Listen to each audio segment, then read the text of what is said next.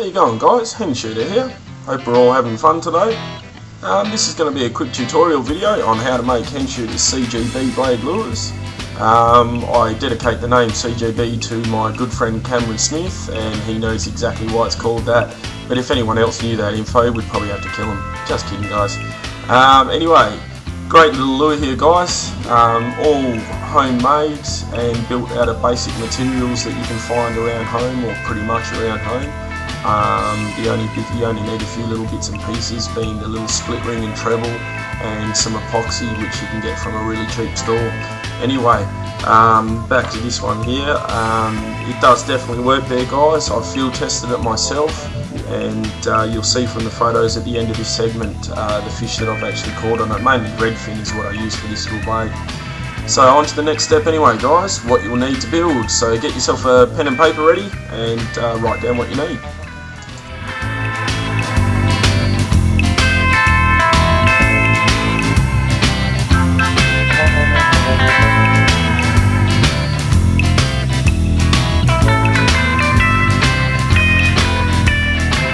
We'll start off with the epoxy. Now this is just some cheap epoxy that I've got from a cheap shop. Cost me $2. Make sure you get the clear drying stuff, guys, and not the sort of cream drying stuff. I don't know why the clear just gets a better effect, and also you need to use it for the coating at the end. So that's it for that one. You're also going to need a little bit of sheet lead there, guys.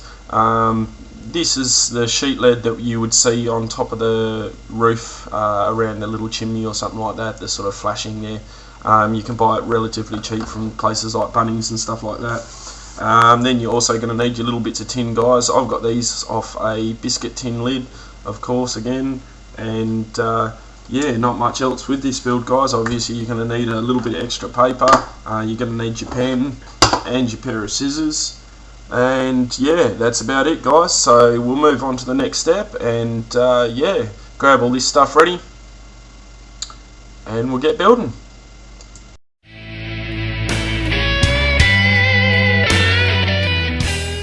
Alright, guys, this next step is going to be designing your lure. Quite easy process to do. The world's your oyster when it comes to designs and patterns and stuff like that. So I'll just show you a quick basic design that I like to do there, guys. And that is a little arch over the top like that, and then you come down from the bottom like that and basically go up into a tail like that. That's my favourite pattern and design to do. So once you've finished designing your lure and you on to the next step, you want to get basically the rough estimation of how big you want your lead head on the front of it. So I'm going to put mine probably at about 5-6 millimeters, and what you want to do, guys, is curve it around the bottom like that. Now it's fairly essential that you keep the lead weight around the bottom. I did try a couple of models where I just put the lead weight right across the front like that, but they work, but not as great as the long bellied ones. So what you're going to do after that, guys, is you want to cut this outside part here right on the line there. Don't worry about this line here just yet. You're going to use that for a step in the future. So on to the next step there, guys.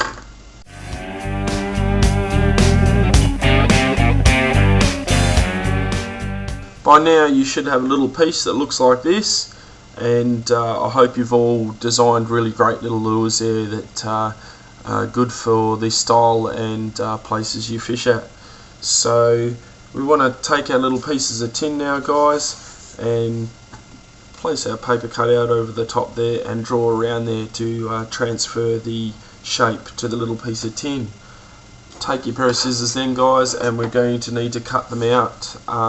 I say them out because you need two of them, but my suggestion is cut out the first one, place it over the top of the tin, and cut out your second shape.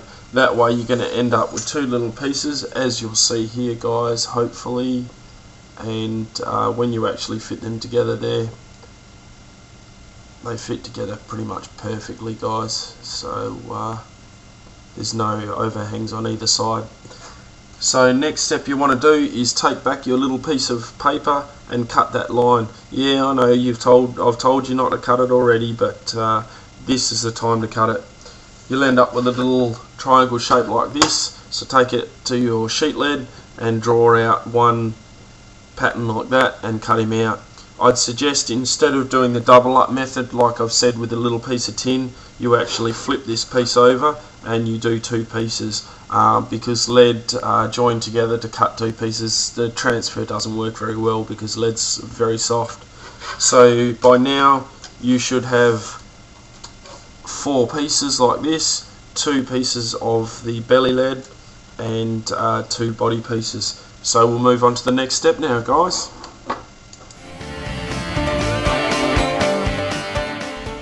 Alright guys, on to the next step of the build. By now you should have 2 pieces of lead that look like this and 2 pieces of tin that look like this, being the body of the lure and the weight of the lure.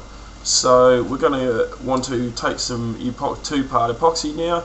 Now I got this stuff from a cheap $2 shop, guys. It's got identical qualities to Araldite. It only cost me $2 instead of a small fortune. So you know, it's up to you whether you buy the expensive stuff or the cheap stuff, but this for these lures is perfectly fine. So we're going to start mixing up this epoxy anyway, guys. I prefer the little syringe ones here, guys, because you can get a more even application. And basically, if you've never used this before, you've got to get even parts of each side or each mixture. And when you use these syringe ones, guys, when you're finished, always make sure you pull it out a little bit so it draws the Araldite back, otherwise you'll end up leaking Araldite absolutely everywhere, or epoxy as it would be. So mix your 2 parts together, obviously.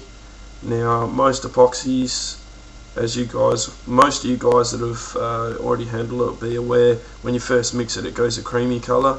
When it's ready to apply, it goes back to a clear. Make sure you get the clear drying epoxy here, guys, because you know you want it for a second step later on. So anyway, we want to take the little piece of lead there, guys, and I just usually run the toothpick along like this, and it gives a fairly nice even flat coat. Also remember, guys, these have got to be fairly level and flat as well. So if your lead's a little bit bent here and there, I just usually give them a tiny little bit of a pound with something heavy, and they'll go up to normal shape. So I'm just going to finish coating this, guys, and then take the body, do it on a piece of paper so you don't get Araldite all over your bench there, and I'm going to line them up, and that's it, guys. We're going to put them on like that.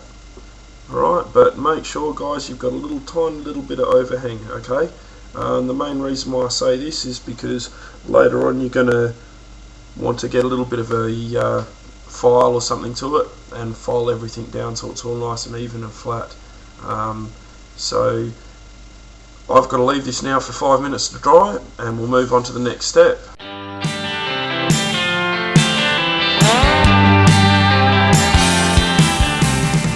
Alright guys, by now we should be at the stage where we've got 2 little pieces there, the 2 main body halves with the lead attached to the bottom. So we're going to need to glue these 2 together. So we take our epoxy in again there, guys, and mix our epoxy up, and yeah, glue the 2 halves together. So again, I'll say I prefer to use toothpicks with this because they say to use matchsticks. But I reckon they're soaked in like a fuel of some type to help them burn, and that probably affects the glue. So that's how I do it, guys, and just put a nice even coat over the top of it. Hold the tips in my fingers and then place the other half of the lure over the top like that. Make sure you line them up relatively good there, guys, and you're almost complete now, guys. So leave that down to dry for a little bit, and as always, I'm going to move on to the next step there, guys, straight away. I've got one already ready to go here, just so I can show you guys without wasting all this epoxy. So that's the 2 halves glued together there, guys. You want to take the epoxy, hold the lure on the lead end, and place a layer of epoxy on the bottom. Now this is just so when it dries and you sand it down, it appears nice and really flat and a good looking lure, because yeah, I know fish don't fish don't like the look of a lure, but the reward of making a really nice looking lure, yeah, it's really great, guys. So once you've done that, you know, coated all these edges here, guys, you're going to need to leave it to dry for a while. Now I usually do a little trick here of getting my scissors like this, guys, and there's a little block piece that stops it from completely closing. I place the lure inside of that, give it a squeeze, and it holds it nice and straight and flat. That's pretty much the lure complete there, guys. The only thing you'd need to do from here is drill your little holes and stuff, put your trebles on, and that's round about it really. If you want, you can throw some paint on it, guys, as well. I'd suggest maybe using either a little bit of spray paint or something else like that, but it's entirely up to you. I usually use a little bit of nail polish for all my really bright super colours, and then from there put a layer of epoxy over the top of it so that it seals it up. So that's Hen's little blades there, guys. I hope you enjoy the video and you get out there and make yourself some. And yeah, as you'll see from the photos in the video, they certainly work to catch redfin. So have fun, enjoy yourself. Hen Shooter out.